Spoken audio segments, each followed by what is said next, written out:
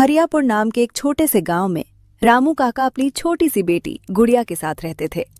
गांव में उनका कोई अपना नहीं था। गुड़िया की मां का देहांत कई साल पहले हो चुका था और तब से रामू काका ही माँ बाप दोनों बनकर उसे पाल रहे थे। रामू काका का एक छोटा सा मटन करी का ठेला था। अगली सुबह रामू काका अपना छोटा सा ठेला लेकर हमेशा की तरह चौराहे पर पहुंच गए। ठंडी हवा चल रही थी और आसमान में हल्की धूप फैली थी। रामू काका मन ही मन सोच रहे थे, हे भगवान, अगर आज 2-3 प्लेट मटन करी बिक जाए तो घर का खर्चा चल जाएगा। गुड़िया की किताबें भी लेनी है। तभी एक दुबला पतला फटे कपड़ों में लिपटा छोटा बच्चा उनके ठेले के पास आया। काका, मुझे बहुत ज्यादा भूख लगी है, क्या आप मुझे मटन करी खिला सकते हो? पैसे अभी नहीं हैं। रामू काका ने उसकी हालत देखी, दिल भर आया। उन्हें अपनी ही गुड़िया याद आ गई। अरे बेटा, क्यों नहीं, खाना भूखों का हक है। ये ले, गर्मा गर्म एक प्लेट। वो पूरी प्लेट चुपचाप खा गया और बोला, धन्यवाद काका, भगवान आपको बहुत खुश रखे। कुछ देर बाद दूसरे गांव से एक आदमी आया, लखन।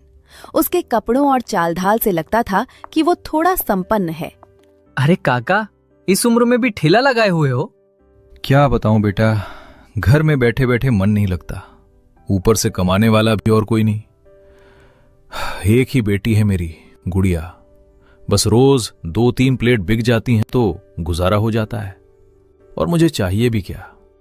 सही बात है काका, चलिए मेरे लिए भी एक प्लेट लगा दीजिए। रामू काका ने तुरंत एक प्लेट गर्मा गर्म करी परोसी।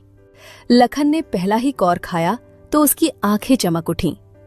अरे वाह काका, ऐसा मटन तो मैंने आज तक नहीं खाया, ये तो कमाल का स्वाद है। अरे बेटा, ये सब गांव की मिट्टी का स्वाद है।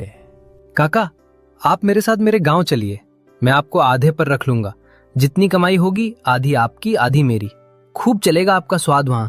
नहीं बेटा, मेरा मन बस इसी गांव में लगता है, मैं कहीं और नहीं जाना चाहता। काका, आपका मन लगता है ये बात सही है, लेकिन आपकी बेटी भी तो है, उसकी शादी, उसका भविष्य, क्या ये 2-3 प्लेट बेचकर उसकी जिंदगी बन पाएगी? रामू काका चुप पड़ गए। लखन की बात दिल में उतरती चली गई। बात तो तू ठीक कह रहा है बेटा।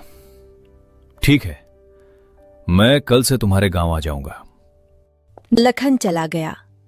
रामू काका जब घर पहुंचे तो देखा कि गुड़िया चूल्हे के पास बैठी आग जला रही थी। अरे बेटा, बाहर तो बहुत ठंड है, अच्छा किया तूने आग जला ली। हाँ पिताजी, मैं आपका इंतजार कर रही थी, आप देर क्यों कर दिए?